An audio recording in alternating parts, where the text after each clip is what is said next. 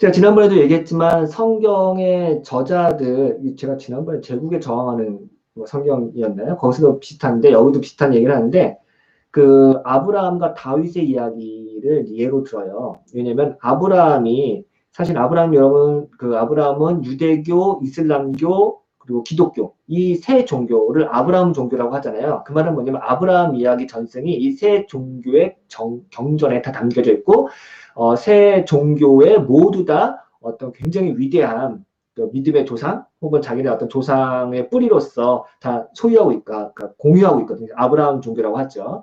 근데 이 성경에는 아브라함에 대한 묘사를 할 때 뭐 도덕적으로 완벽하거나 뭐 믿음의 아주 좋은 사람으로 묘사하기보다는 굉장히 도덕적으로 흠이 많고 실수가 많고 잘못을 한 그 행동들을 있는 그대로 묘사하고 있다. 이런 얘기를 해요.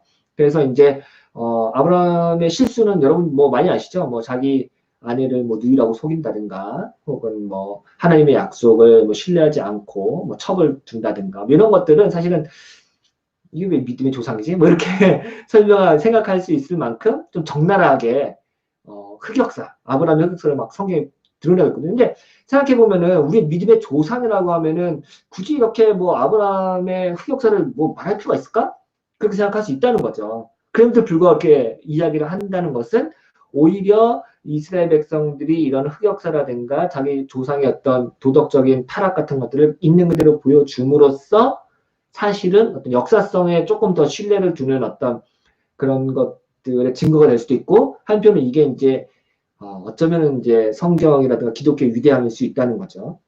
다윗도 마찬가지인데요. 다윗은 여러분 아시겠지만은, 뭐, 이스라엘에서 가장 위대한 왕이고, 사실은 가장 뭐 영웅시할 왕인데, 성경은 또 다윗 왕을 그렇게 도덕적으로 묘사하지 않거든요.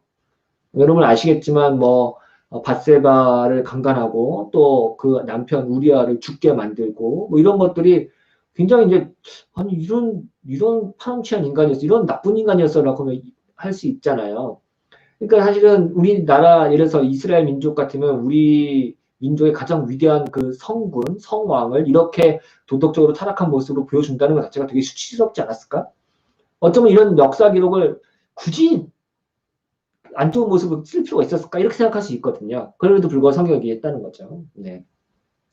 네, 책 읽다가 저도 몰랐었는데, 그 열왕기상 2장 5절에서 9절 보면은 이런 모습도 나오는데, 저자가 이렇게 얘기하는데, 사실 그 사울 왕의 아들 중에 시므이라는 아들이 있었는데, 다윗 왕은 시므이를 사실은 자기 어떤 함께 식사도 하고, 또 굉장히 이제, 뭐라 그럴까, 마음씨 넓은, 내가 되게 관용적이야. 내가 나를 죽이려고 하는 사울왕이지만 그의 아들은 내가 다 품어줬어. 이런 모습을 이제 성경이 보여주잖아요. 근데 열왕기상 2장 5절에서 9절 보니까요. 어떻게 얘기하냐면 다윗이 죽기 전에 솔로몬이 유언하는데 뭐라고 하는지 아세요? 야, 내가 죽으면 반드시 제 심을 죽여줘. 라고 부탁을 한대요. 야, 그러면서 저도 야, 왜 이렇게 쪼잔하냐. 그러니까 사실 다윗이 굉장히 이제 뭐 호방하고 마음씨 넓은 사람이고 나는 뭐 나를 죽이던 적의 아들까지 품어서 이렇게 하지만 사실은 속은 또 그렇지 않았다. 굉장히 또 자기 유언으로 그거를 품고 있어서 자기 아들 솔로몬한테 시므이 쟤좀 어떻게 해달라고 유언을 할 만큼 그런 인간이었다는 것을 성경이 보여주고 있다.